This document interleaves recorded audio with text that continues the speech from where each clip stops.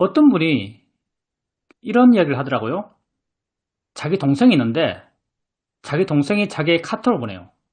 어떤 카톡을 보내는가 하면 같이 들었던 옛날 노래, 건강에 좋은 정보를 담고 있는 유튜브 채널, 이런 카톡을 보내는 거죠.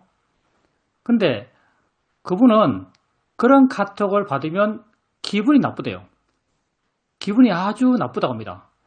왜 나쁜가 하면 자기는 그렇게 약간 기계적인 내용보다는 감정적인 것, 뭐 잘 잤느냐, 점심 맛있었느냐, 오늘 참 날씨가 맑다, 이런 감정적인 이야기를 좋아해요.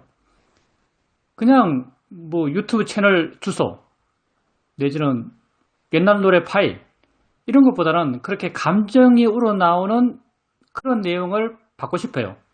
그래서 동생이 보내는 문자에는 답도 안 한대요. 그렇기 때문에 가끔 동생에게 이런 말을 한답니다.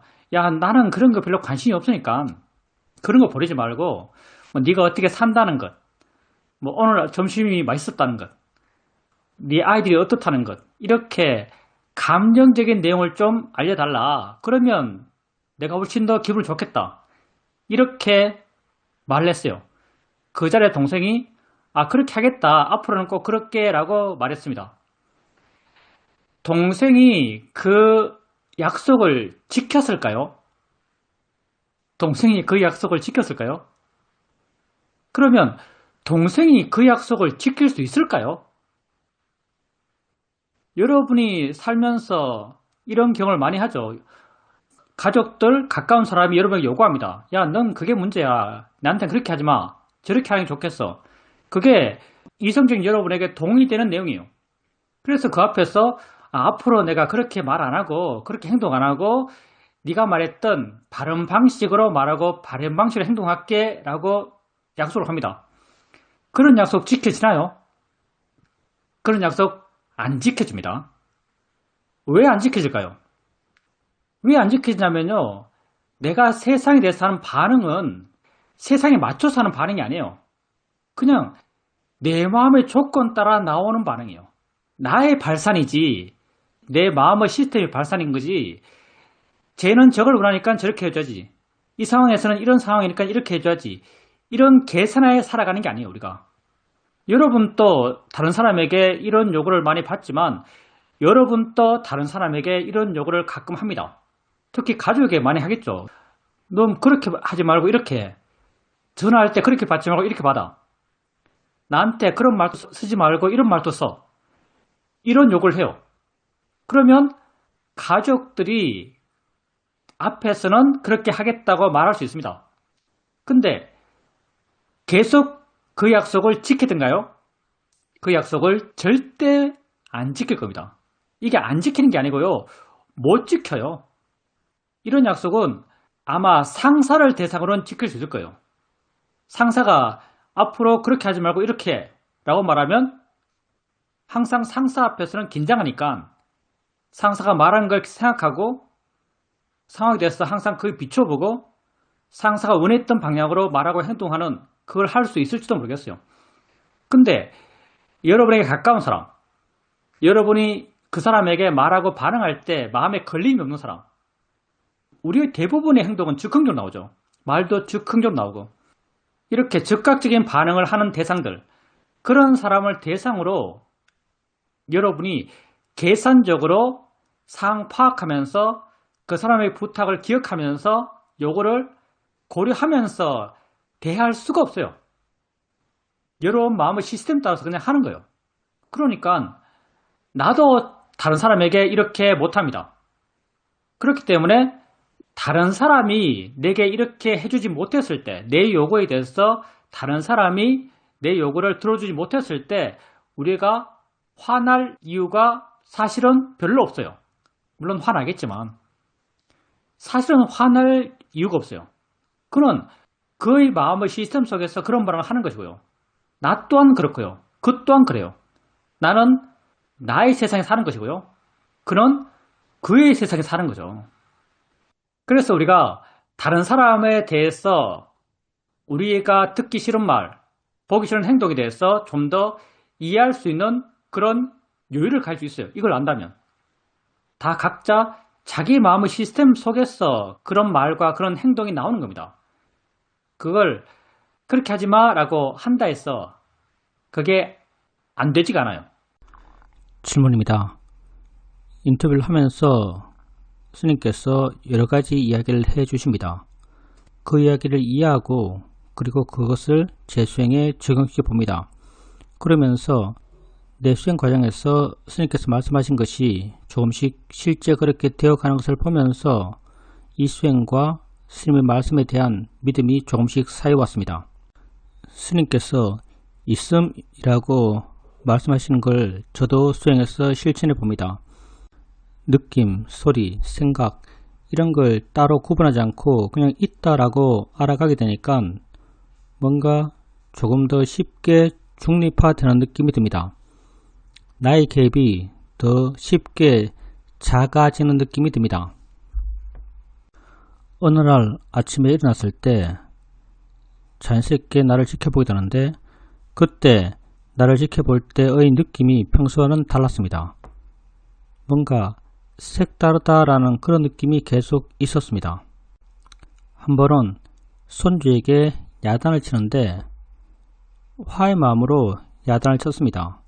내가 이거 있는 건데 라고 바르게 알려고 했지만 그 화의 마음이 사라지진 않았습니다.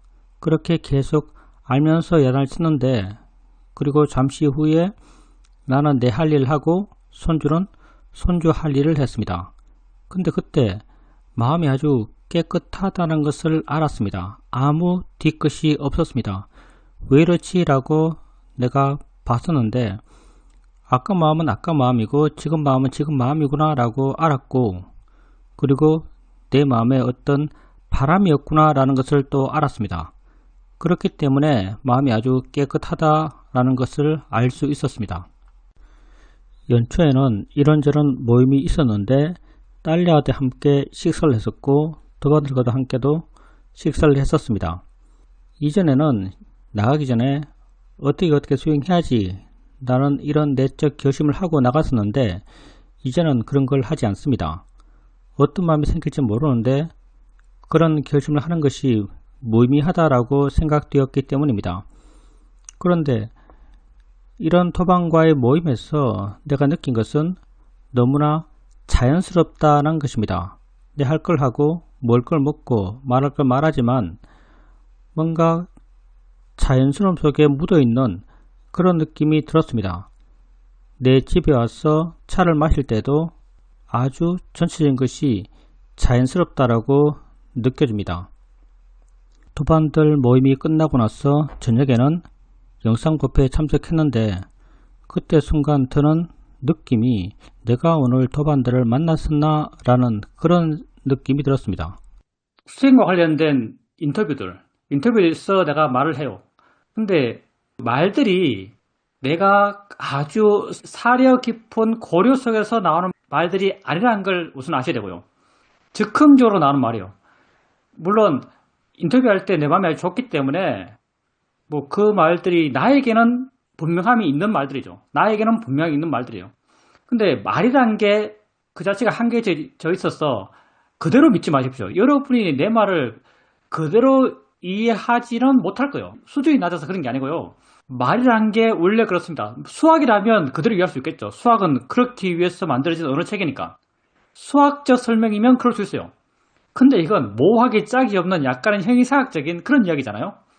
이런 이야기를 내가 의도하고 있는, 내가 뜻하고 있는 그런 말의 내적 의미를 여러분들이 그대로 다 파악할 수 있을 리가 없어요. 이건 능력의 문제가 아니고 수준의 문제가 아니고요. 그냥 언어 자체의 한계 비슷한 거죠. 그래서 내 말을 믿지 마시고요. 스스로 해보시고요. 하는 것의 기본은 딱 두 개입니다. 법과 바른견해. 항상 하는 말이잖아요. 법과 바른견해. 이 끊임없는 법과 바른견의 실천을 통해서 바른 마음이 변해가고 바른 마음의 변화를 통해서 나타나는 여러 가지 삶에서의 현상들이요. 삶에서의 경험들이죠. 그런 경험을 나누고 스스로 확인하면서 수행자님 말씀처럼 맞다고 알 것도 있을 것이고요. 나랑은 다르네 라고 알 것도 충분히 있을 수 있습니다. 나는 나에게 정답일 수 있겠죠. 바르게 수행했다면. 근데 내가 여러분에게 정답이 아닐 수도 있습니다. 그러니까 자기의 바른 길을 스스로 찾길 바라고요.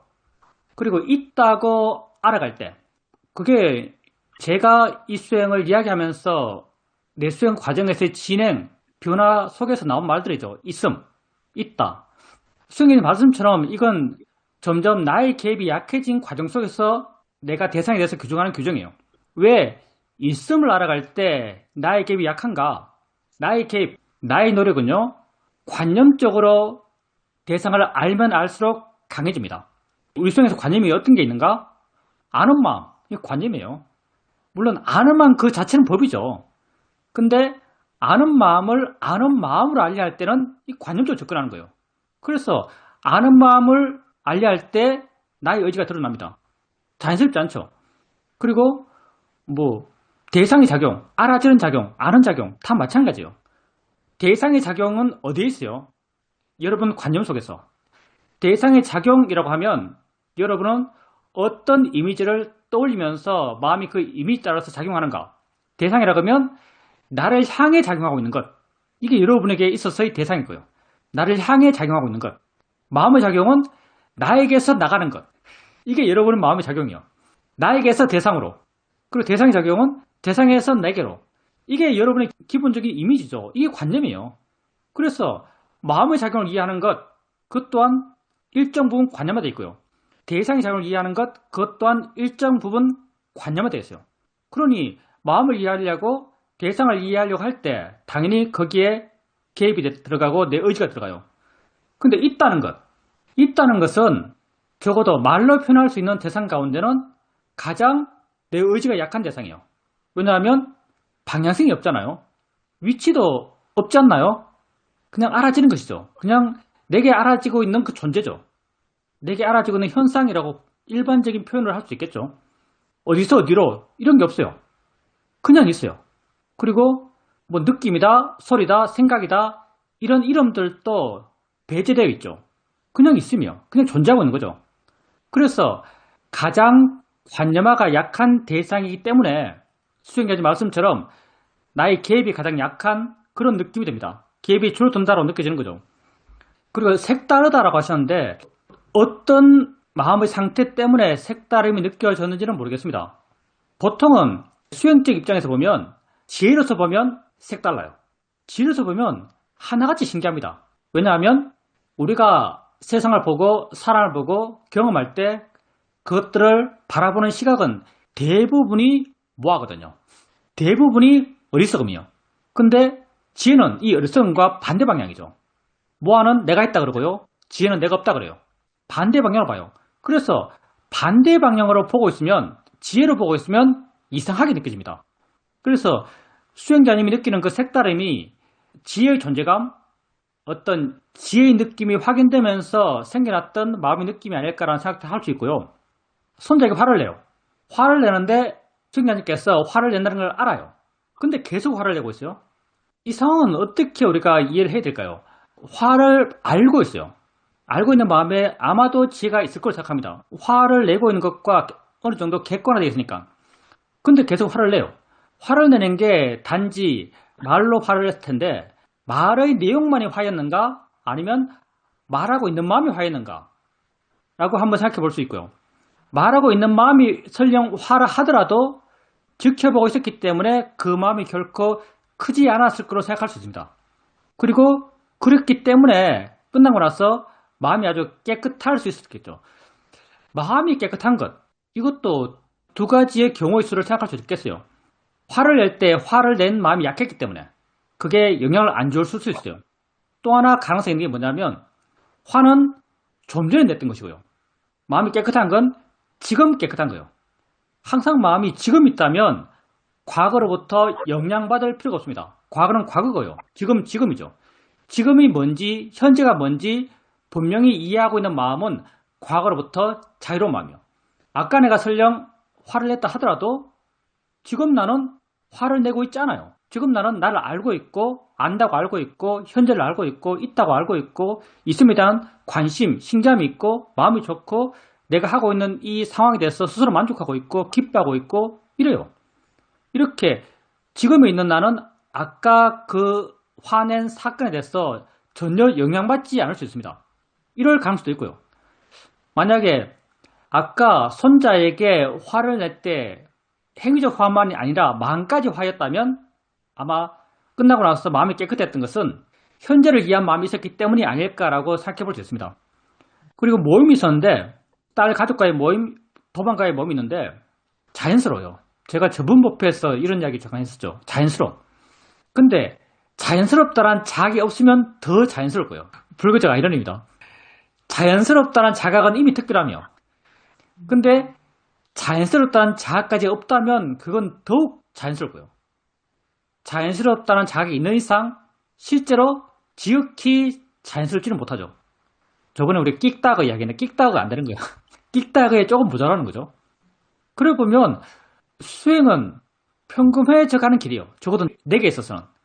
수행을 하면 할수록 이해하면 이해할수록 마음이 좋아지면 좋아질수록 내 자신에게 내 삶, 나의 현재는 점점 평범해져 갑니다. 그럼 수행을 왜 하지? 라고 생각할 수 있는데 수행을 왜 하지? 라고 묻는 그 마음은 내가 있다는 마음이 그렇게 묻고 있죠. 내가 좋아져야 되는데 내가 커져야 되는데 내가 대단해져야 되는데 라고 믿고 있는 그런 나에 대해 집착하는 마음은 물어요. 그럼 수행을 왜 해? 이런 물음을 묻습니다. 근데 그렇게 이해를 통해서 평범해진 마음, 이해를 통해서 그 순간 수술이 되어서 지극히 자유롭지만 자유로움조차 느껴지지 않는 사람, 그 사람은 자기 안에 스스로 충만한 거예요. 자기 현재에 대해서 무한히 만족해요. 만족도 없는 만족이죠. 그렇게 보면 정말 표현이 참 묘하죠. 만족 없는 만족, 기쁨 없는 기쁨, 길 없는 길. 그게 우리가 나아가는 길인 것 같습니다. 자유로움. 그냥 살아가는 거예요. 그냥 사는 거죠. 평상심시 도란 말도 그런 맥락에서 나온 것 같고요. 끽다거 이런 것도 그런 맥락에서 나온 말인 것 같습니다. 그리고 도반들 만났나 이런 생각이 드는 것도 마음이 계속 현재에 있기 때문이고 현재만이 전부라고 이해한 마음이 있기 때문에 아마 이런 마음이 들었지 않았을까 생각합니다. 질문입니다. 친정 제사가 있었습니다. 이전에는 제사 준비하는 날이 되면 아침에 일어나서 이런저런 생각들이 수없이 내 마음을 지나갑니다. 근데 이번에는 그냥 아무 생각이 없었습니다. 그냥 할 것 하고 준비할 걸 준비했습니다. 이게 뭐라고? 라는 그런 생각이 있었습니다. 고기를 굽다가도 한쪽 면이 눌어붙었는데 순간 마음에서 이게 뭐라고? 라고 해주면서 문제시하지 않는 마음이 되었습니다. 반응하지 않는 마음이 되었습니다. 그렇게 제사 지내고 음식 나눠 먹고 하는 모든 것들이 그냥 특별함이 없이 할 걸 하는 그런 시간이 되었습니다. 제사를 해요. 제사를 준비해요. 잘 준비하고 싶을 수 있고요. 어떻게 해야겠다는 생각도 있을 수 있어요. 이런 생각이 아주 심하면 굉장히 범민스럽죠. 근데 수영자님이 아침에 일어났을 때 뭔가 마음이 정돈되어 있고 생각이 별로 안 나요. 그냥 마음이 시킨 대로 순간순간 있으면서 해나가요. 그리고 잘 하려는 마음이 생기고 문제가 생겼을 때 고민하려는 마음이 생기면 수영자님께 하는 게 이게 뭐라고? 이렇게 하세요. 이게 뭐라고? 내가 물론 내 입장이에요. 항상 내가 하는 말은 다 내 입장입니다. 난 문제를 위한 문제를 제기한 사람이라고 아셔야 돼요. 우선 문제를 위한 문제를 제기한 사람입니다. 이게 뭐라고? 이게 뭐라고? 라는 이런 대처법을 할 수 있겠죠. 이런 대처법은 그렇게 좋아 보이진 않습니다. 수행적 입장에서요. 이건 뭐랄까요, 이미 알고 있는 것, 세상의 모든 것이 별로 가치 없다, 이미 알고 있는 것을 떠올리는 거죠. 관념적으로 떠올리는 거예요. 이거 똑같아요. 뭐 어떤 사건을 만났을 때 무상한 거야, 변하는 거야 하면 마음이 좀 차분해져요. 집착이 약간 놓입니다. 근데 이게 법의 방향으로의 접근인가, 법의 방향으로 접근하면 내 마음을 본질적으로 바꿔가는 방향의 접근인가 하면 그렇지 않아요. 그냥 관념을 일으키고 내가 부여했던 관념에 포함되어 있는 그 의미가 내 마음에 생겨나면서, 관념에 의지하는 의미가 내 마음에 생겨나면서 마음이 변해요. 물론 좋아지는 마음입니다. 집착을 내려놓는 마음이에요. 근데 이게 관념에 의지한 그런 좋은 마음이기 때문에 재생 가능성이 약해요. 쓰면 쓸수록 약해지는 거예요. 이게 뭐라고 하면 마음이 놓이죠. 근데 그게 법의 방향은 아니라는 거예요. 엄격히 말해서 우리의 수행의 방향은 아니에요. 우리의 수행의 방향은 보이는 거지. 이게 사실 우리의 수행의 방향입니다. 보이는 거지. 보이는 거지라고 했을 때 수행자님의 마음이 그 보여주고 있는 잘못된 전, 보여주고 있는 잘못된 전에 대해서 마음이 가벼워지고 이렇게 되었을 때 이게 수행자님의 마음이 변해서 법에 의지해서 법에 대한 지혜에 의지해서 마음이 변한 거예요. 이렇게 법에 의지해서 생긴 지혜로 인해서 마음이 변하고 이런 변화가 쌓여서 마음이 본질적으로 바뀌어가는 거예요. 그러면 나중에 어떤 경험을 할 때 그렇게 변화된 마음으로 마음이 이미 본질적으로 변화되어 있기 때문에 변화된 마음으로 그런 경험에 대해서 반응하게 돼요. 우리는 이렇게 되고 싶어 하는 거죠. 질문입니다. 이게 뭐라고? 이건 제 마음에 대한 것이었습니다. 마음이 당황하고 불만족스러워할 때 이게 뭐라고? 라고 해 주었을 때 저희 마음의 느낌은 바른 견해가 생겼다. 지금 반응하고 있는 이 마음에 대해서 바른 견해가 생겼다. 이런 느낌이 들었습니다. 그러면 제가 약간 포인트를 잘못 잡았죠.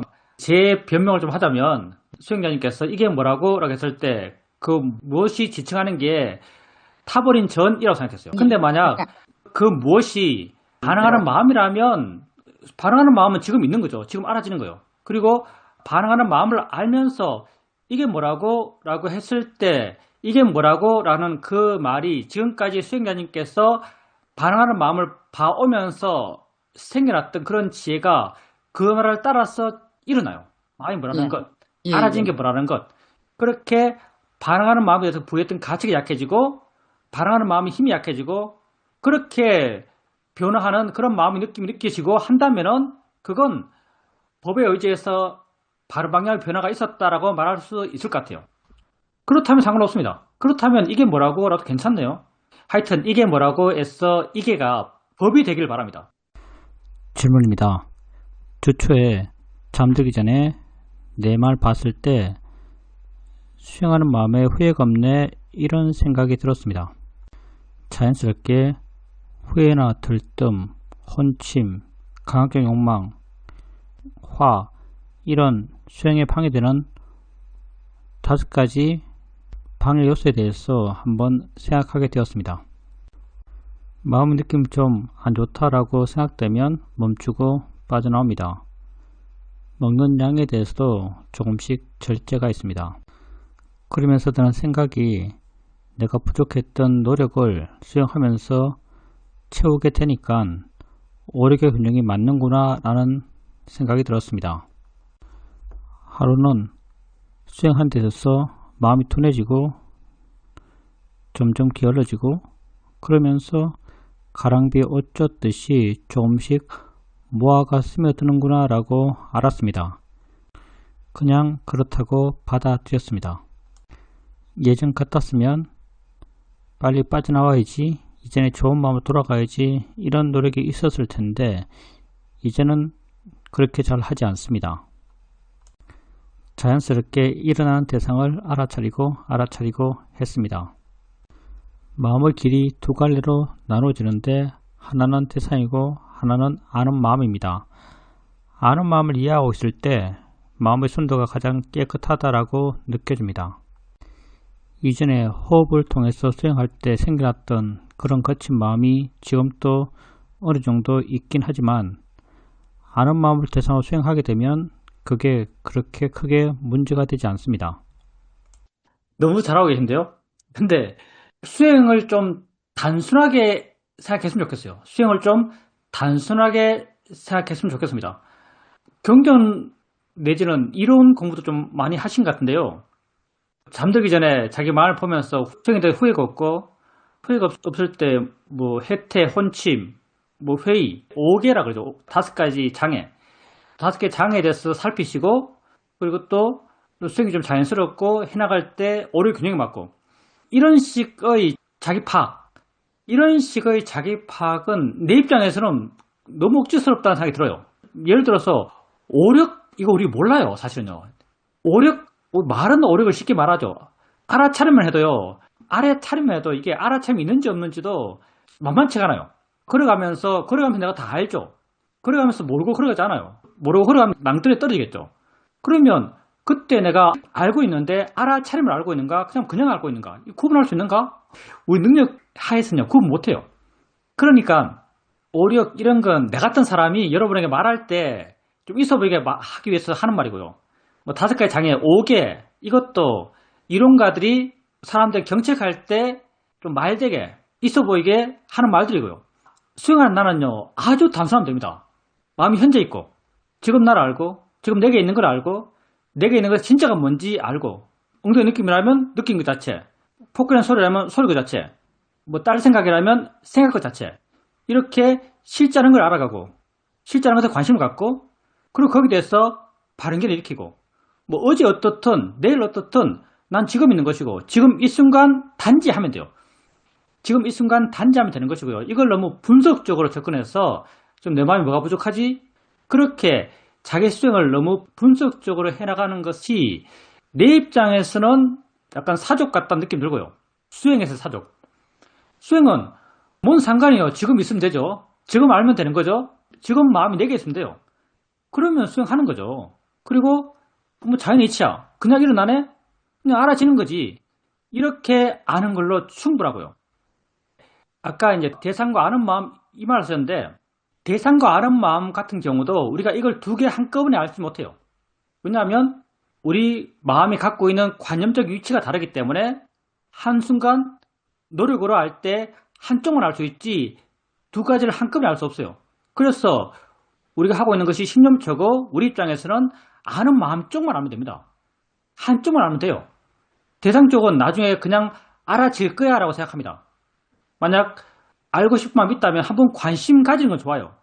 아는 마음이 이해됐을 때 저건 알아지는 건가? 라고 한번 의문을 떠올릴 수 있습니다.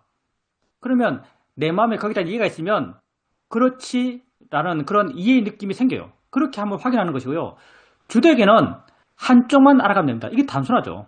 그냥 대상이 있고 안 해? 라고 이해하는 거죠. 대상이 있고 대상관계 뭐가 있네? 라고 이해하는 거죠. 그렇게 수행을 단지 지금 현재 실천으로 단순하게 보시기를 바랍니다. 사실 그게 이론적으로 아주 깊이 있는 건 아니겠지만 그런 쪽으로 생각을 한다는 자체가 나로서는 낭비처럼 느껴져요. 에너지 낭비. 별로 수행적 가치는 없다고 생각되거든요. 내게 장애되는 마음이 어떤 게 있지? 지금 오래 균형이 맞나?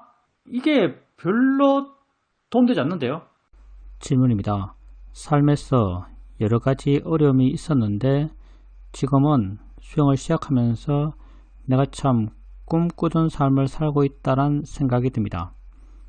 내가 지혜가 나온다든가 그런 것에 별로 관심이 없고 단지 마음이 놀지 않고 자책하지 않고 후회하는 마음이 없고 알아차림이 완전히 이어지는 건 아니지만 놓칠 수 있고 놓쳤으면 그건 그럴만 했다라고 생각되고 돌아서 후회하는 마음은 없습니다.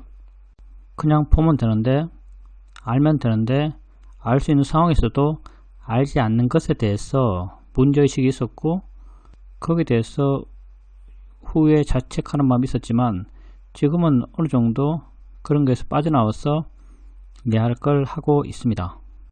시험의 수행자들이 모든 걸 수용한다고 말하죠. 받아들인다, 수용한다, 항복한다 이런 말 많이 해요. 시험의 수행을 하게 되면요. 여러 가지 수용의 대상이 있겠지만 어떤 대상을 가장 적극적으로 쉽게 수용하는가라고 하면요. 자기 자신을 가장 쉽게 수용합니다. 무슨 말인가 하면 수행해야 된다라고 다 마음을 갖고 있어요. 근데 번뇌 가득한 우리는 못할 때가 많죠. 뭐 수행자님이 유튜브를 잘 안 본다고 말씀하셨는데 이것도 유튜브를 많이 봐오셨다면 그건 굉장한 것 같아요. 많은 사람들이 그게 잘 안 될 거거든요. 과거에 많이 봤다면은 시험의 수행자, 일반적인 시험의 수행자는 그런 자기를 아주 수용합니다. 그런 자기에 대해서 별로 문제의식을 안 느껴요. 그렇게 가르치니까요. 과거 별로 안 중요해. 지금 있으면 돼. 지금 하면 하는 거지. 뭐 과거에 안 했으면 안 한 거고. 지금 하면 돼. 이렇게 사회도 가르쳐요. 그래서 자기에 대해서 가장 수용적입니다. 자기를 용서하는데 아주 능숙해요. 그렇기 때문에 그냥 이런 입장을 따르세요. 지금 하면 돼요. 지금 하면 나는 바르게 살고 있는 것이고요. 나는 바른 나예요. 그래서 바른 나에 대해서 나는 지금 만족할 수 있어요. 이런 태도를 가지라고 우리 말합니다. 우리 수행에서는. 그렇기 때문에 나태했다라고 한다면 다 과거잖아요. 과거에 내가 뭐 어떻게 했던 뭔 상관이 있겠어요. 수행께서 말씀했듯이 조건 따라 그랬어. 그때 마음이 그래서 그랬지. 이것까지도 마음이 불편하니까 하고 있는 나의 보호 본능적 반응일지 모르겠습니다. 근데 쇼밍 수행에 물든 사람들은 생각도 안 합니다. 그냥 뭐 마음에 흔적이 없어요. 지나갔어요. 내가 한 것들. 남이 나에게 한 것은 오랫동안 기억할 수 있습니다. 이건 충격이 크죠. 남이 나에게 한 것은 충격이 클 수 있습니다. 질문입니다. 그건 마음이 굳건히 현재에 머물고 현재에 대한 이해가 분명할 때 가능한 것 아닌가요? 대충 살고 막 살고 하면서 뭐 과거야 지나갔어 이렇게만 한다면 문제인 것 아닐까요? 그게 제가 가끔 이야기하는데 쇼미즘의 약점이라고 표현할 때나 그 이야기합니다. 쇼미즘의 약점이다. 노력해야 될 때 노력의 마음이 잘 안 일어난다. 잘못된 게 맞아요. 노력해야 될 때 노력의 마음이 잘 안 일어나요. 그게 쇼미 수행의 약점이라고 내가 이야기할 때 그걸 언급해요. 문제인 때 문제시 잘 없다. 이게 제가 언급하는 쇼미는 문제죠. 근데 노력해야지. 노력해. 라고 말한다면 이게 그러면 전체적인 우리 수행과 균형이 맞는가? 자연스러울 때는 자연스럽고 노력할 때는 노력하고 이게 되는가? 이게 안 돼요. 마치 수행할 때는 될 것 같습니다. 수행도 노력을 하고 자기 생활의 통계도 노력을 하니까 이게 밸런스가 맞죠. 근데 시험일 수행은 자연스럽게 하고 수행은 내 의지 없이 자연스러운 수행을 해야 하고 내가 못할 때는 노력의 마음을 강하게 일으켜서 나를 통제한다. 이게 잘 될까요? 되는 사람 있는가 모르겠습니다. 전 잘 안 됩니다. 질문입니다. 스님께서 관심을 가지라 라고 말씀하십니다. 난 그 관심을 가지라는 말을 노력으로 알아들었습니다. 시험일 수행에 노력이 없다면 방해하지 말라는 부다의 가르침은 어디에서 찾아야 하는 것일까요? 관심을 가지는 거 그게 방해하지 않은 방향이겠죠. 우리 입장에서는. 관심을 가지라고 하는 그 관심은요. 나에 대한 관심이요. 그리고 나에 대한 관심이고요. 나에 대한 관심을 일으키는 거 그게 노력이요. 그래서 관심 가지라는 것 그게 노력해라는 말로 이해해도 틀린 말은 아니에요. 노력하라는 말하고 똑같은 말이 맞아요. 그렇게 말하면 노력도 이야기하네요. 우리가요. 질문입니다. 스님께서 수행합시다. 수행 말고 뭐 있나요? 라고 말씀하신 말을 들으면서 나는 수행적 노력을 하자는 말로 알아들었습니다. 그렇게 이해한다면 아주 좋습니다. 근데 내가 수행합시다. 수행 말고 뭐 있나요? 라고 내가 알아요. 내가 믿어요. 그리고 그렇게 할 때도 있어요.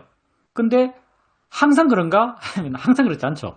그럼 항상 그렇지 않을 때 날카로운 노력의 마음을 그때는 정말 노력의 마음을 날카롭게 이렇게 돼요. 내가 유튜브에 빠져있어 막 재밌는데 그때 그걸 정지하기 위해서는요. 노력의 마음을 아주 날카롭게 이렇게 돼요. 칼처럼 날써 있는 노력의 마음을 이렇게 돼요. 질문입니다. 수행을 해가게 되니까 조금씩 그런 유튜브나 이런 감각적 욕망에 대해서 자연스럽게 덜 하게 되는 것 같습니다. 자연스럽다면 정말 좋은 일이요. 근데 많은 경우는 마음이 지가 스스로 하고 싶어 하고요. 마음이 지가 스스로 끌려가고 싶어요. 마음이 스스로 욕심의 마음을 안 놓고 싶어요. 그럴 때 욕심의 마음을 제어하기 위해서는요. 아주 날카로운 노력의 마음이 필요해요. 이렇게 날카로운 노력의 마음을 일으키는 것 이걸 우리가 잘 못해요. 약간 경우는 다르지만 같은 맥락의 이야기일 수도 있는데요. 사회도가 이런 말을 해요. 내가 옛날에 선정에 들 정도로 사마타 수행을 열심히 해봤다. 근데 지금 누가 내한테 사마타 수행을 한번 해봐라 라고 말한다면 나는 사마타 수행을 못한다. 왜 못하는가? 힘들기 때문이다. 힘들어서 못한다. 이런 말을 합니다. 우린 계속 자연스러운 말을 특히 강조하고 수행 방법 또한 이 방향으로 계속 나아가서 날카로운 노력, 힘줘서 하는 것 여기에 우리 약점이 있습니다. 근데 수행의 말씀처럼 해나가다가 욕심이 마음이 강해지고 마음 느낌이 안 좋아지고 마음이 가벼워졌기 때문에 안 좋아진 게 마음이 알아지고 알아지는 순간 이거 안 좋지 바람직지 않지 괴로움일 뿐이야 라는 그런 마음이 자기가 따라 일어나고 욕심이 줄어들고 안 하는 마음이 생겨나고 그리고 관심이 내게로 돌아오고 내게 일어나는 걸 알아가고 이렇게 되어나가는 것 이게 우리의 아주 이상적인 모습이죠. 질문입니다. 할 수 있을 때 할 수 있을 만큼 수행하려고 노력하고 있습니다. 오늘은 바깥에서 아주 힘든 시간을 보냈습니다. 돌아와서 집에서 누웠는데 몸이 아주 피곤했습니다. 가족들이 저에게 이런저런 요구를 했습니다. 말만 듣고 그냥 계속 누워 있었습니다. 마음을 내려두고 느낌들을 알면서 그렇게 있었습니다. 한참이 지난 뒤에 좀 피로가 풀린 듯이 느껴졌을 때 나가서 가족들이 원하는 것을 해 주었습니다. 뭔가 좀 자연스럽다라고 느꼈습니다. 집으로 돌아오는 길에 뭔가 보기에 거북한 것을 보았습니다. 그때 저거 보이는 거지? 라고 해 주었습니다.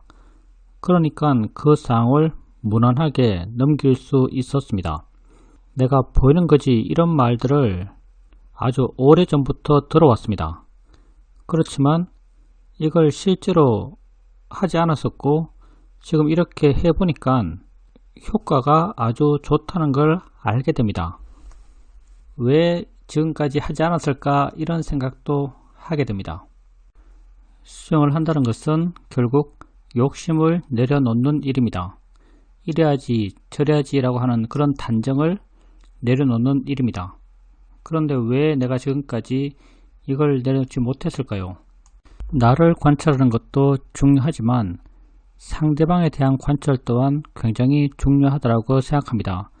수영에서는 나를 이해하고 내게 머물고 나를 관찰하는 것, 여기에 대해서 말을 많이 하지만 상대방에 대한 관찰 또한 저는 중요하다고 생각됩니다.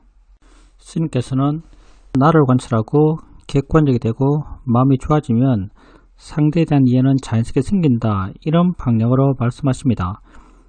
이 말도 제가 충분히 동의하지만 요즘은 상대를 관찰하면서 상대의 마음이 어떤지, 뭘 원하는지 이런 것에 대해서 알아보는 것 또한 반드시 필요하다고 느껴집니다. 상대를 관찰하는 것, 수행하고는 약간 거리가 있는 건데, 아까 우리 이런 맥락을 이야기를 했죠.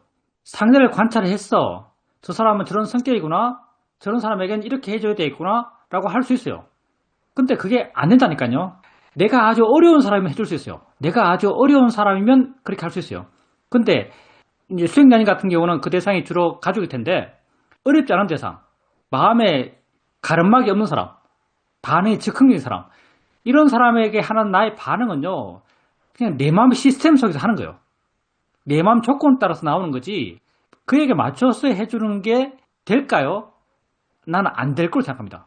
그래서 상대를 관찰하는 것, 물론 이건 내 입장입니다. 내 말은 다 내 입장에서 하는 말이에요. 내가 폭넓게 알지 못합니다. 그냥 내 입장에서 하는 거예요. 상대를 아무리 관찰해도 잘 안 될 것 같은데요.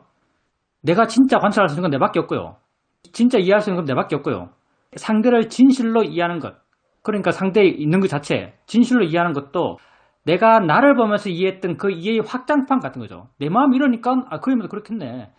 내가 어떤 선입견에 빠졌어. 내가 보신을 보고 그 본 시각에서 내 성질대로 반응할 때, 그런 나를 보면서 이렇네라고 자기를 이해했을 때 상대가 자기 성질대로 반응하고 선입견대로 판단하고 하는 걸 보면서 어떤 내게서 이해했던 그 이해가 상대에게 적용될 수 있는 거죠. 이럴 때 상대를 이해할 수 있는 거지, 상대의 행동, 상대의 말을 보면서 저 사람은 저런 사람이지, 저 사람에겐 저렇게 해야지 라고 판단할 수는 있어요. 근데 그게 내 말과 행동으로 연결되는가, 그의 관계가 무난하거나 그에게 도움되거나 하는 걸로 연결되는가? 글쎄요, 이건 난 정말 쉽지 않은 일이라고 생각합니다. 왜냐하면 나는 세상을 내 시각으로 보기 때문에요. 내가 아는 세상이 나의 모든 것이기 때문에 결국은 내 마음 시스템 속에서 내 마음 조건에 의지해서 그런 말과 행동이 나올 거니까 그걸 내 의지로 조작적으로 바꿀 수 있는가? 그거 굉장히 힘들지 않을까 생각합니다. 그냥 다른 사람은 다른 사람 삶을 살 거예요. 우선 수행자님 마음이 가볍고 자유로워야 돼요. 수행자님이 자기를 이해하면서 자기가 일어나는 것에 대해서 그 이해를 통해서 마음이 가벼워져야 되고요. 그렇게 자유로워져야 되고요. 이렇게 마음이 가볍고 자유로우면 그때 상대와의 어떤 접촉 속에서 수행자님에게 어떻게 말하기 바르고 어떻게 말하기 적당한지에 대한 답이 드러날 거고요. 그 답은 다 기대가 약한 답일 거예요. 바람이 약한 답일 거예요. 이렇게 바람이 약한 그런 마음으로 말하게 되고 바람이 약한 그런 마음으로 행동할 때 그게 수행자님이 더 작은 충격을 줄 거고요. 그리고 그게 사실은요, 그 사람에게도 바람직한 방향으로 영향을 줄 겁니다. 그래서 물론 상대를 생각 안 할 수는 없는데 상대보다 훨씬 더 중요한 건 수행자님 자신입니다. 그리고 보이는 거라고 하셨는데 왜 안 했는가? 왜 안 했는가 하면요, 뭐 이런 말을 하면 적당치 않는 표현이지만 이게 사실은 자질 같은 거예요, 자질. 이게 바람일이에요, 바람일. 말을 들으면 다 이해해요. 보이는 거 보면서 보이는 거야. 들리는 거 들으면서 또 소리일 뿐이지. 생각 알면서 생각일 뿐이야. 이렇게 하라고 말해요. 그리고 들으면은 그거 뭐 어려워, 할 수 있지라고 생각해요. 근데 그걸 실제로 하는 사람은 많지 않습니다. 그걸 정말 실제로 하는 사람. 그걸 실제로 하고 또 하고 또 하고 반복적으로 실천해 나가는 과정 속에서 마음이 조금씩 변하는 거예요. 왜냐하면 보이는 거라고 할 때 마음이 변하거든요. 몇 번 보겠어요? 하루 종일 봅니다. 몇 번 듣겠어요? 하루 종일 들어요. 수행자님께서 보이는 거라고 했을 때 대수롭지 않게 지나갔다 이렇게 말씀하세요. 제가 여러분이 이런 수행적 실전을 통해서 어떤 점을 확인했으면 좋겠다고 바라는가 하면요, 마음이 변하는 걸 확인했기를 바라요. 그러니까 상이 무난하게 지나갔어요. 이게 별로 안 중요하고요. 보이는 거라고 하니까 마음이 가벼워졌어. 보이는 걸 하니까 대상과 좀 멀어졌어. 보이는 거라고 하니까 마음이 좀 부드러워졌어. 이게 마음이 변한 거예요. 이런 마음의 변화를 확인하길 바랍니다. 이 마음이 왜 변했는가? 지혜가 생겼기 때문에 변한 거예요. 그리고 하루에 몇 번 보이는 거야라고 할 수 있겠어요? 많지 않겠죠? 일상 삶을 살아야 되니까. 그러면 보이는 거란 그 지혜가요, 내가 보이는 거야라고 이렇게 말해줘야만 생기겠어요? 안 그래요. 여러분 수행하면서 보기 싫은 걸 볼 때 보이는 거야? 보일 뿐이지. 이렇게 해요. 순간 마음이 좀 가벼워져요. 또 다음에 아주 보기 싫은 게 생겼을 때 보이는 거야, 보일 뿐이지 라고 해서 마음이 좀 가벼워져요. 이런 띄엄띄엄한 반복적인 보이는 것에 대한 바른 견해, 이걸 이렇게 가다 보면요, 내가 설령 보이는 걸 하지 않더라도 어떤 걸 볼 때 보이는 거라고 했을 때 생겨났던 그런 마음의 변화가 이미 변화되어 있어요. 그게 얼마나 크든지 아주 작든지 내가 보이는 거라고 했을 때 변하는 그 마음의 변화를 배결했을 때 0.1이 변했던 0.1의 크기만큼은 안 되든 어쨌든 마음이 생겨나 있어요. 들리는 거라고 마찬가지. 내가 소리일 뿐이지 들릴 뿐이야 라고 함으로써 들리는 소리에 대해서 마음이 조금 가벼워져요. 하루에 한 번, 하루에 두 번, 이틀, 3일, 일주일 해나가요. 그러다가 어느 순간 아주 내가 듣기 싫은 소리 들을 때 내가 소리일 뿐이라고 하지 않더라도요, 마음에는 0.1의 소리일 뿐이라는 지혜가 있습니다. 마음이니까요. 그러면 이런 0.1의 지혜들, 이게 몇 번 일어날까요? 하루에 몇 번 들어요? 무수히 듣습니다. 하루에 몇 번 봐요? 무수히 봐요. 이런 0.1이 계속 쌓여갈 겁니다. 이런 삶이 1년 돼요. 3년 돼요. 5년 돼요. 10년 돼요. 얼마나 변할까요? 근본적으로 마음이 바뀌어갈 겁니다. 그러니까 보이는 거라고 이렇게 하실 때 무난히 지나갔어, 큰일 없었어, 이게 중요한 게 아닙니다. 마음이 어떻게 변했는가, 이게 중요한 거예요. 왜냐하면 마음의 변화가 그게 지혜니까. 마음이 가벼워졌어? 부드러워졌어? 물러났어? 자유로워졌어? 이런 마음의 변화가 중요한 거고요. 이런 마음의 변화를 확인하시기 바랍니다. 바깥에서 일을 하고 집에 들어왔어요. 몸이 피곤하죠? 누워서 쉬고 있어요. 가족들이 물 갖다 줘, 밥 차려줘, 이렇게 하고 있어요. 그때 계속 그냥 누워 있어요. 요걸 안 들을 때 수행자님 마음이 딱딱하다면 그건 화고요. 딱딱하다면 마음이 화고요. 마음이 부드러웠다면 그건 여유가 있는 겁니다. 그건 지혜가 있는 거예요. 그러니까 수행자님께서 그때 느낌을 봤다라고 말했는데, 느낌을 보는 마음이 요구하고 있는 가족들의 요구, 그것으로부터 도망가는 마음, 거부하는 마음, 그런 마음으로 느낌을 보고 있다면 바람직하지 않습니다. 질문입니다. 그렇게 화의 마음은 아니었습니다. 단지 평온한 마음으로 현 상황을 내가 파악하고 있기 때문에 내게 마음 두면서 쉰다는 생각으로 그렇게 있었습니다. 그러니까 가족들도 더 이상 제게 그런 요구를 계속하지는 않았습니다.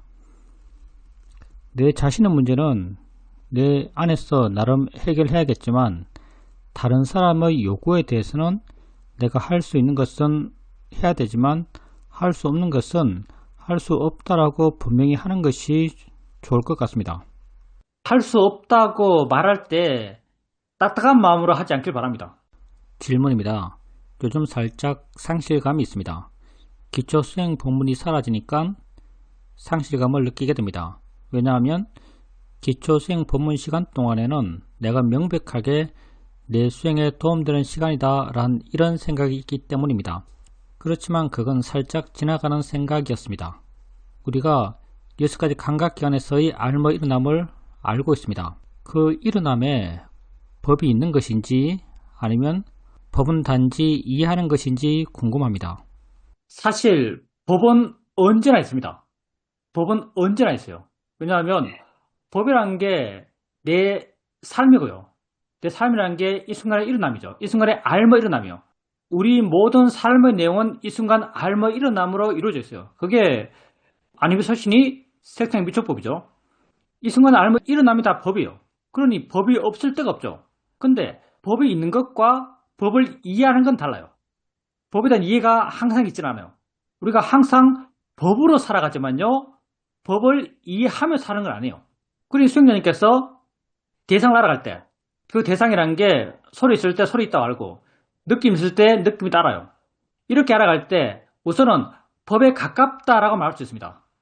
법이란 게 알무 일어남이고 알무 일어남은 오직 현재에 있으니까 수행자님께서 확인하고 있는 소리, 느낌 그게 다 현재에 있는 거예요. 현재에 있는 걸 알기 때문에 법에 가깝다라고 말할 수 있습니다. 근데 그게 법인가라고 한다면 그건 수행자님이 지혜에 달렸죠. 만약에 수행자님이 알고 있는 것이 그냥 알고 있는 것 있다고 수행자님에게 분명히 알아지는 것 엉덩이에 느낌 있어 지금 개 짖는 소리가 들려 이렇게 수행자님에게 분명히 알아지는 것을 확인하고 있다면 그건 법이 아니에요. 그건 관념이죠. 관념과 법 이게 참 애매한데요.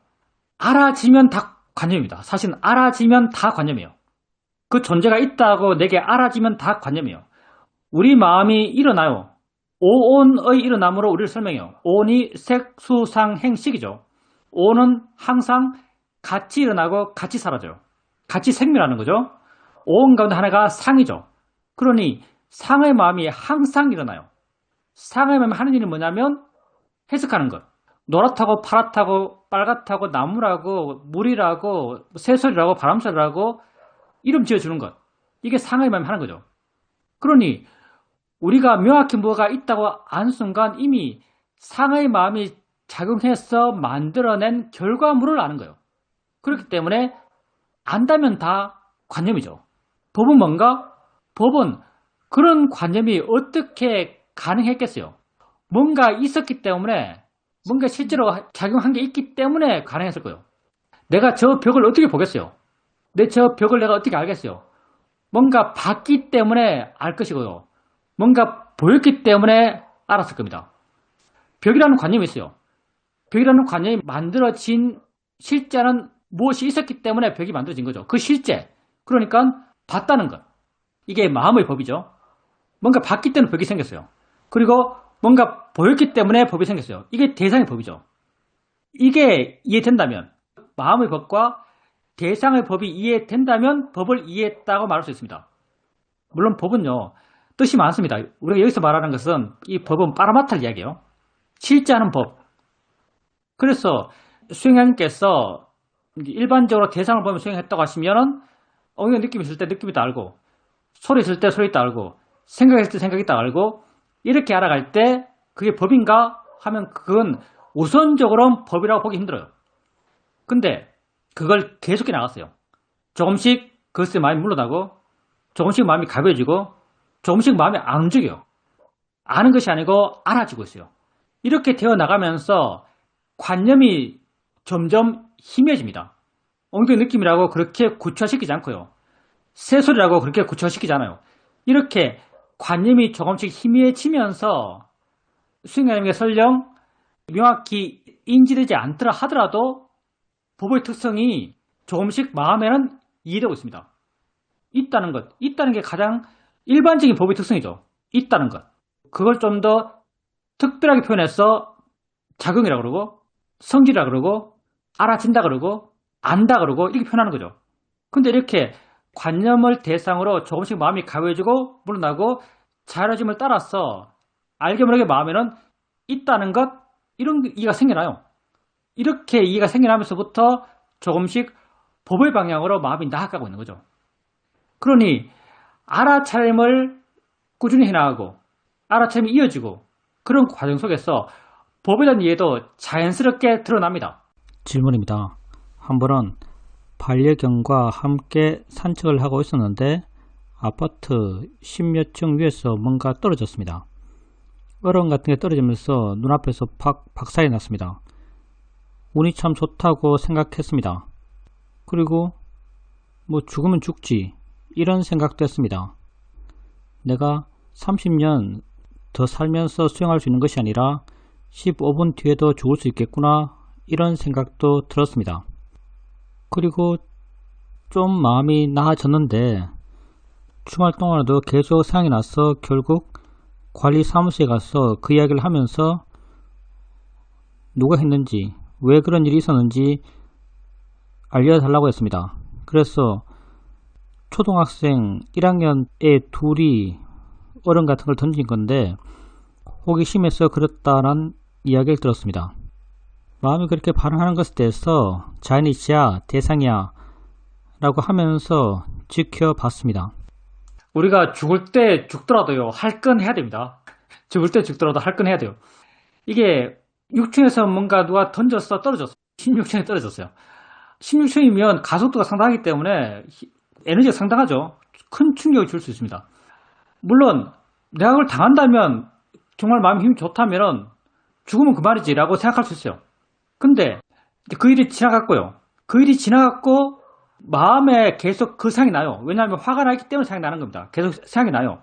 그 생각이 나고 있는데 그걸 계속 죽으면 죽지, 뭐 자연이치야 이렇게 위안할 일은 아닙니다. 화날 건 아니겠지만 화내면 잘못된 거지만 아무것도 안 하는 게, 내가 아무 반응을 안 하는 것, 항의 안 하는 것, 이게 수행을 잘하는 사람의 모습이 아니에요. 할 건 해야죠. 단지 화로 하지 말라는 거지, 안 하는 것, 세상의 사건을 그냥 수용하는 것, 세상의 옳고 그름에 대해서 무심한 것, 이게 지혜로운 사람의 행동이 아니에요. 단지 화로서 하지 말라, 단정적인 마음으로 하지 말라, 선입견으로 하지 말라는 거지, 안 하는 것 자체를 좋은 걸로 생각하지 않습니다. 바이런 케이티 책을 읽어보면 그 사람이 하는 말과 행동들이 우리가 우리 생을 통해서 좀 이상적으로 생각하는 그런 걸 굉장히 유사하게 이야기해요. 그 가운데 하나의 사건이 뭐냐면 이런 말을 해요. 자기가 가족들과 함께 레스토랑에 갔어요. 자기가 계산하기로 갔어요. 그리고 밥을 다 먹었어요. 그리고 계산하려고 카드를 찾았어요. 근데 카드가 없어요. 미국에는 워낙 이상한 사람이 많기 때문에 카드 가져가면 막 쓰는 모양이에요. 우리나라는 카드 주워봐야 별 쓸모가 없지만 미국은 사실은 주소도 신고할 의미가 없잖아요. 국가가 내 주소를 알아서 뭐해, 이런 입장이잖아요, 미국은요. 그래서 카드를 잃어버리면 그게 상당히 문제가 될 수 있는 모양입니다. 근데 카드가 없어요. 그래도 자기 마음은 아무렇지 않았대요. 자기 마음은 그 직전처럼 평온했대요. 그리고 덧붙일 말이 뭐냐면 내 마음은 그렇게 평온했지만 카드 회사에 전화해서 카드를 정지시키는 것을 잊은 것은 아니었다, 이렇게 말해요. 난 이 모습이 지혜 있는 사람이, 자유로운 사람이 세상을 살아가는 모습이라고 생각합니다. 그리고 수행자님께서 16층에서 애들이 던지는 것, 이거 명백히 잘못한 거죠. 가서 화 안 났을 때 가벼운 마음으로 관리하는 분에게 말해서 이런 일이 있으니까 경고해 주라고 말해줘야죠. 단지 화 없는 마음을 하면 돼요. 화 없는 마음이 이상적이고요. 설령 약간의 화가 있더라도 화를 알면서 하면 돼요. 화 없다는 건 이상적인 것이고, 화를 알면서 하는 정도면 수행자로서 그 상황을 훌륭히 대처한 거라고 말할 수 있습니다. 단지 안 하고 참고 넘어가고 그런 사회적 부조리까지도 받아들이고, 그게 지혜로운 사람이 할 행동은 아닙니다. 단지 화, 욕심, 의심이 없는 것, 그게 지의 마음이 추구하는 바죠. 근데 그런 외부적 행동을 하지 않는 것, 이게 우리가 되고자 하는 방향이 아닙니다. 더 행동해야죠, 사실은요. 옳다는 게 분명하기 때문에 더 행동할 수 있는 사람이 되어야 됩니다. 단지 화가 없어야 됩니다. 질문입니다. 아침에 저는 4시경에 일어나는데 오늘 또 그 시간에 일어났지만 오늘이 주말이라고 생각해서 조금 누워 있었습니다. 누워서 와선을 잠깐 하다가 다시 일어나서 좌선했습니다. 좌선하면서 든 첫 생각은 이런 것이 다 자연의 이치구나 라고 생각했습니다. 그렇게 육문에서 일어나는 것을 알아가면서 좌선을 했고, 그리고 식사 준비를 하고 식사를 하고 집에서 경향을 하는데 마룻바닥에 실내화를 신은 발이 닿으면서 살짝 소리가 납니다. 이렇게 닿고 소리 나고 하는 걸 보면서 이게 연기구나 라고 생각했습니다. 우선 자연의 이치. 자연의 이치는 우리가 무아 대신 쓰는 말이에요. 붓다는 이걸 무아라 그러고요. 우리는 이걸 자연의 이치라고 표현합니다. 자연의 이치라는 것은 법이 자연의 이치인 거죠. 법이라는 건 지금 일어나는 게 자연의 이치죠. 그러니 수행자님께서 아침에 좌선하실 때 느낌, 일어남, 이 생김, 이게 나랑 상관없이 지가 스스로 생겼다. 소리 들음, 이게 나랑 상관없이 지가 스스로 생겼다. 이런 이해가 자연의 이치에 대한 이해고요. 그리고 또 어떤 사람은 자연의 이치를 구름이 모이니까 비가 오네, 바람이 부니까 나무가 흔들리네, 이걸 자연의 이치라고 생각할 수도 있어요. 보통 사람이 그렇게 생각한다면 문제가 안 돼요. 근데 우리 입장에서는요, 안 그렇습니다. 우리 입장에서는 바람이 부니까 나무가 흔들리네, 이걸 우리 수행 입장에서는 이걸 자연의 이치라고 부르지 않습니다. 자연의 이치라는 것은요, 내 몸과 마음에서 일어나는 것, 내게 알아지는 것, 이런 것이 자연의 이치요. 눈 뜨니까 보네, 보면 일어남, 이게 자연의 이치고요. 닿으니까 느끼네, 느끼고 일어남, 이게 자연의 이치요. 그래서 자연의 이치를 이러한 알마 일어남, 이게 자연의 이치라고 아시고 그렇게 해나가시게 되고요. 행선하실 때 실내 신고 걸으면 소리가 나요. 뽀드득 소리가 나요. 닿으니까 소리가 나네, 이게 연기네. 연기 맞아요. 연기 맞겠죠. 원인과 결과라 할 수 있습니다. 근데 이게 실질적인 연기인가, 내 마음에 와닿는 연기인가 하면 전 맥락이 좀 애매한 것 같아요. 맥락이 좀 애매합니다. 말로 설명하기 참 내 능력이 안 되는데, 연기가 뭔가, 연기란 게 뭔가, 제가 저번에 연기에 대해서 이야기한 적 있죠. 나는 12연기를 이해 못한다. 12연기를 이해 못한다고 말했어요, 내가. 여기 대해서 내가 약간 내빔을 한다면은, 지금 빨리어 원전을 영어로 번역한 것 가운데 가장 완벽한 번역이라고 거의 모든 사람이 인정하는 번역이 비구보디라는 번역이에요. 비구보디. 내가 그분 번역서를 읽으면서 밑에 보면 그분의 주석서가 나오는데, 연기 파트에서 그분이 이런 식으로 주석을 달았더라고요. 연기에 대한 정확한 가르침은 사라졌다. 전승이 끊어졌다. 이렇게 말하더라. 12연기. 경기는 12연기 나오니까. 12연기에 대한 정확한 가르침의 전승은 끊어졌다. 지금은 우리가 정확히 12연기가 어떤 의미인지 잘 모른다. 이렇게 말해요. 12연기를 보통 3세 양중인과 이렇게 설명합니다. 3세라는 것은 무명, 행, 이게 전생이고, 식부터 시작해서 이생이고, 마지막에 생로병사, 이게 다음 생이고, 이게 3세죠. 양중이면 전생에서 원인돼서 이생 태어나고, 이생에 원인돼서 다음 생 태어나고, 이게 양중, 두 개의 원인이죠. 이렇게 3세 양중인과로 연기를 설명해요. 근데 이거는 후세의 설명일 뿐이고요. 실제로 12연기가 뭔지는 학자들은 모른다는 게 그들의 견해 같습니다. 저도 그걸 들으면서 정말 내하고 똑같네. 난 12연기를 몰라요. 그게 어떤 의미인지 모르겠어요. 연기적 입장에서 그게 어떤 의미인지 모르겠어요. 내가 아는 것은 이게 있으니까 저게 있고, 이게 없으면 저게 없다는 붓다가 설명한 가장 원초적인 연기적 설명, 이건 내가 이해해요.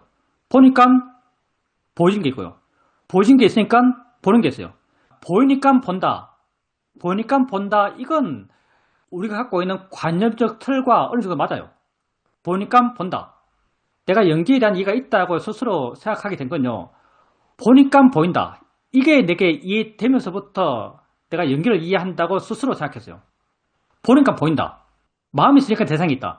대상이 있으니까 마음이 있다. 이건 우리의 관념적 논리 구조에 맞아요. 근데 마음이 있으니까 대상이 있다. 이건 안 맞죠. 마음이 있으니까 대상이 있다. 질문입니다.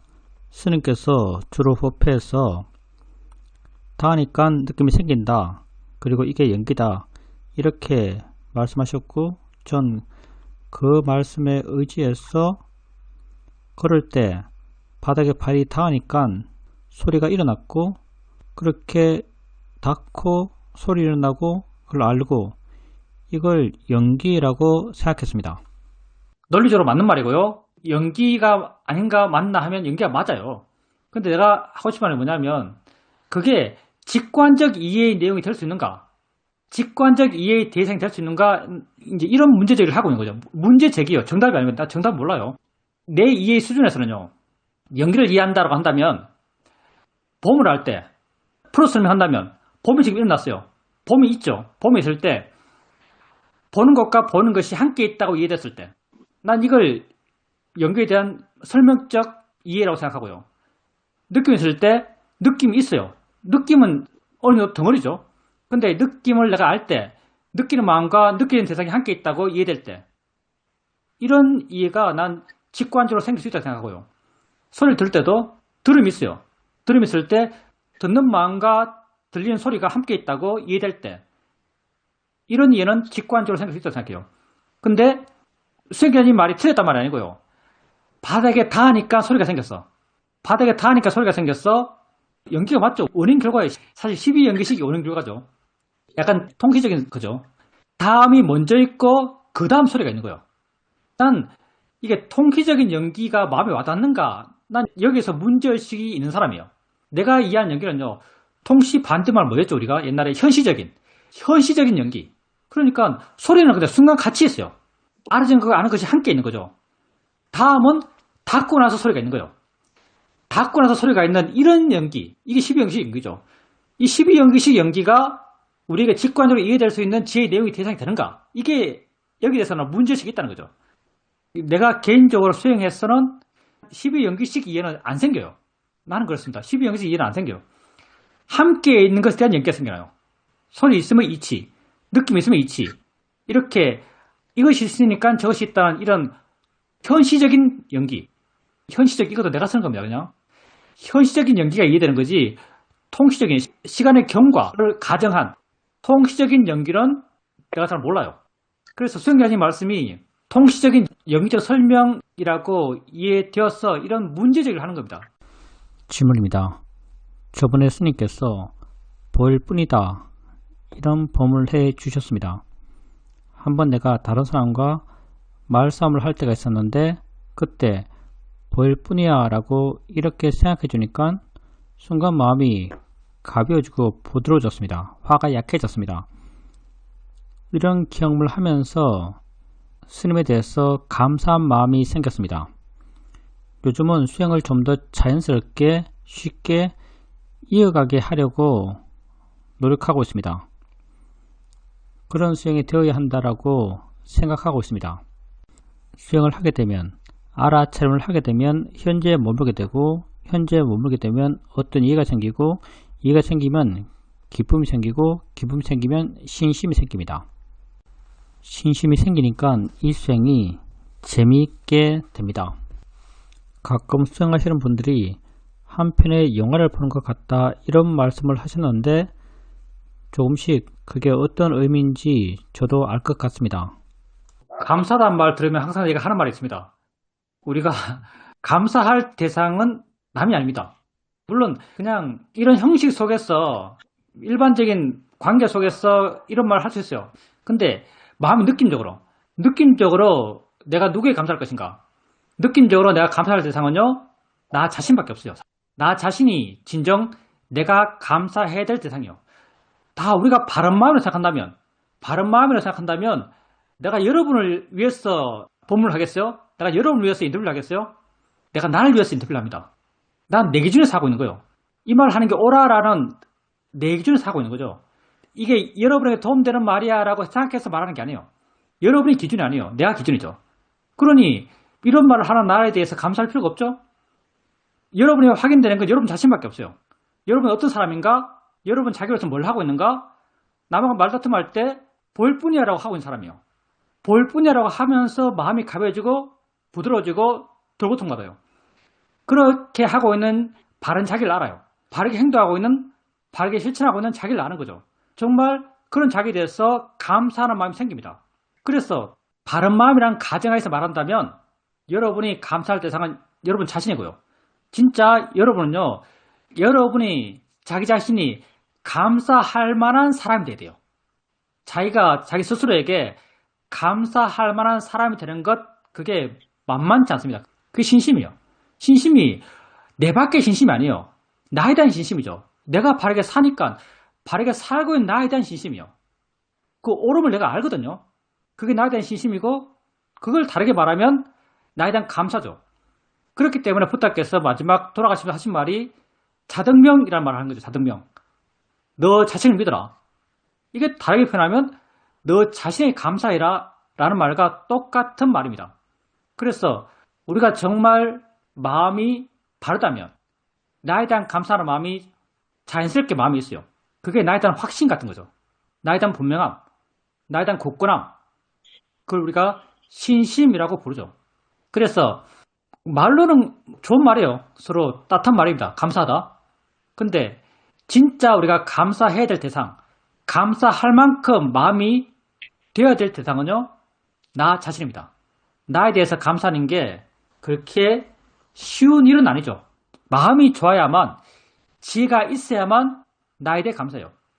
또 덧붙이자면, 내가 떼자리의 사회에 대해서 감사할까요? 내가 떼자리의 사회에 대해서 감사할까요? 모르는 사람이 이야기할 때는 아주 감사하다고 말합니다. 내가 사회적으로 다 배웠어. 내 인생이 그걸로 바뀌었어. 내 아이디가, 내가 쓰는 이메일 아이디가 단만한다 2008이야. 왜 2008인 줄 아세요? 사이더를 만난 해가 2008년도예요. 내가 사이더를 맨 처음 만난 해가 2008년도입니다. 그래서 2008은 내 아이디에 항상 들어가는 말이에요. 2008. 내가 얼마나 사이더를 생각하면 이렇게 쓰겠습니까? 2008. 그러면 지금 내가 당장 느끼는 마음의 느낌, 내가 지금 당장 느끼는 마음의 느낌에서 날 가르친, 내게 모든 걸 가르친 사이더에 대해서 감사한 마음을 느끼는가? 사실 그건 말하기 좀 애매해요. 왜냐하면 내가 사이더에게 뭘 배웠지? 하면 글로 쓰고 말로 표현하면 다 배웠어요. 근데 내가 스스로 마음의 느낌으로 공감하는 사이더에게 내가 뭘 배웠지? 하면 배운 게 없다는 게 내 마음의 느낌이죠. 내가 지금 알고 있는 것, 법의 의미, 연기적 성질, 현재의 가치, 내 존재의 의미, 이걸 어떻게 알았지? 다 내가 나 자신을 관찰하면서 내 스스로 알았던 거예요. 사이더가 물론 말로 설명했는 게 있겠죠. 근데 사이더의 말에 의지해서 이해한 게 아니고요. 나의 실질적 노력을 통해서, 노력에 의지해서 이해했던 거예요. 내가 이해했던 거죠. 내가 한 이해들이요. 그래서 감정적으로 내가 사이더에 감사하는가? 감정적으로 사이더에 감사하는 마음은 잘 안 생겨요, 사실요. 그냥 사이더는 정말 좋은 도반이다, 이런 느낌 들어요. 정말 좋은 친구다, 이런 느낌 듭니다. 그리고 내 마음이 좋을 때 정말 내가 감사하는 대상은 나 자신이에요. 내가 이렇게 하고 있는 것, 과거의 내가 아니고요. 지금 현재의 납니다. 마음은요, 지금 현재 알아지는 것에 반응해요. 지금 내가 내게 관심 있고, 지금 내가 나를 바라보는 견해가 바르고, 이해가 있고, 관심이 있고, 바람이 드러나고, 옳음을 알고, 옳은 방향 이야기하고, 옳은 방향 행동하고, 이렇게 하고 있는 나에 대해서 내가 기뻐요. 그러면서 나에 대해서 내가 신심이 있고, 감사함을 느끼는 거죠. 그래서 우리 모두 자기 자신에게 감사한 사람이 되길 바랍니다. 질문입니다. 저번 법회에서 제가 저체중이라서 먹을 때 내게 알맞은 양 이상을 먹어서 항상 속이 좀 부대낀다라고 스님께 말씀드렸습니다. 그러니까 스님께서 우리가 수행도 중요하지만 사는 것도 중요하다. 그러니까 약간 열량이 많은 것, 그리고 필요하다면 좀 더 먹는 것도 나쁘다고 생각하지 않는다. 좀 더 먹어봐라. 이런 식으로 말씀하셨습니다.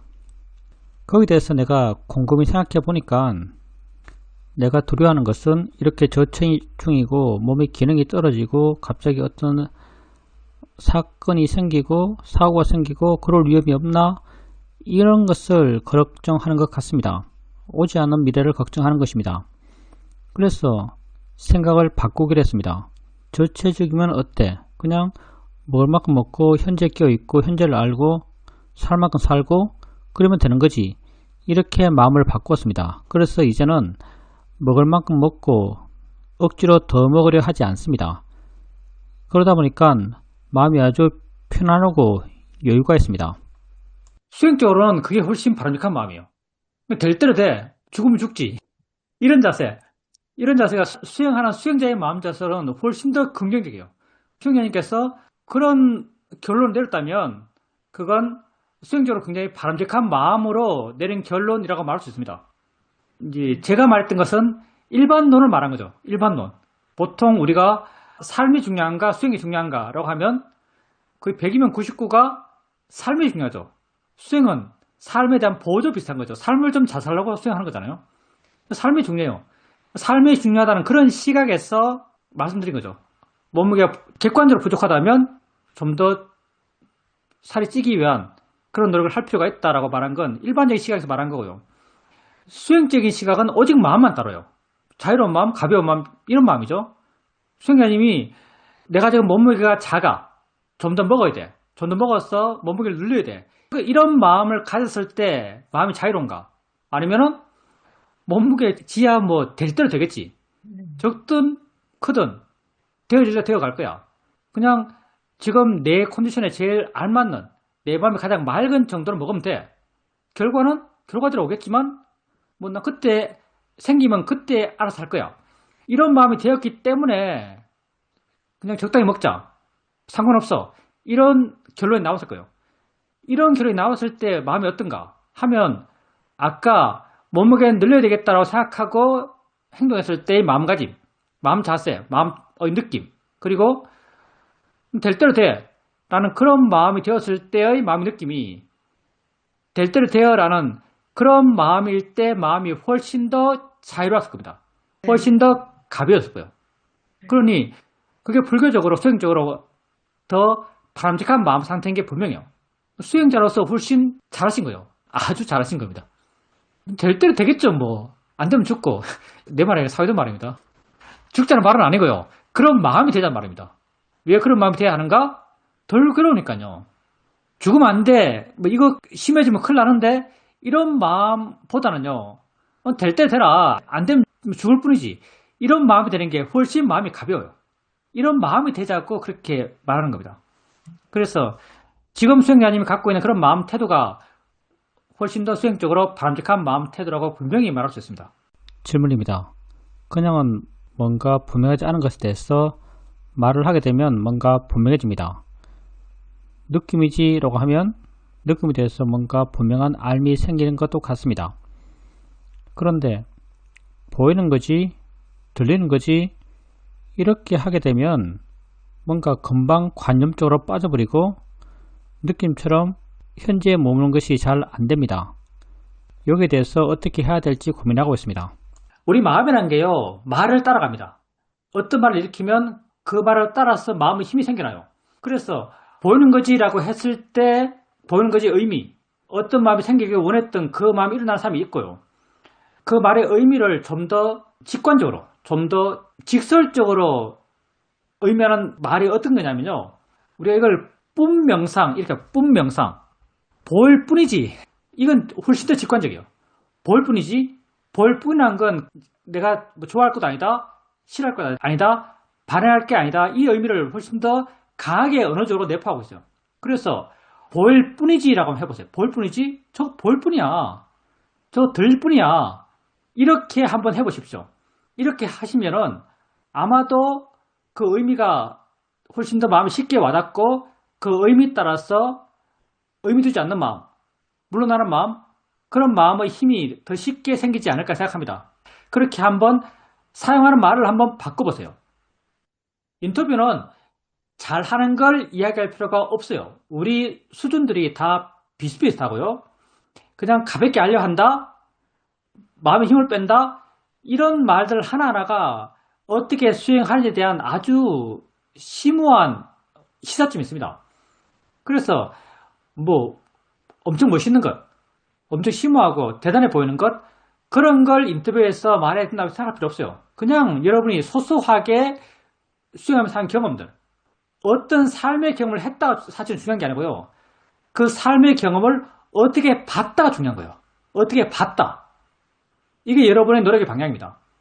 그게 아주 드라마틱하고 아주 의미심장하고 그럴 필요 없어요. 그래서 우리 삶이 의미심장해봐야 얼마나 의미심장하겠어요. 내가 지금 저 벽을 보내 이것 이상 의미심장한 게 없을걸요. 내가 지금 시계 소리 듣네 이것 이상의 의미가 없어요. 그러니 여러분 삶에서 아주 소소하더라도 여러분 느끼기에 그런 소소한 삶의 경험에서 어떻게 봤다. 이런 일상적인 이야기도 충분히 훌륭한 인터뷰 내용이 될 수 있습니다. 그래서 인터뷰에 대해서 너무 부담 가질 필요는 없다라고 말씀드리고 싶어요.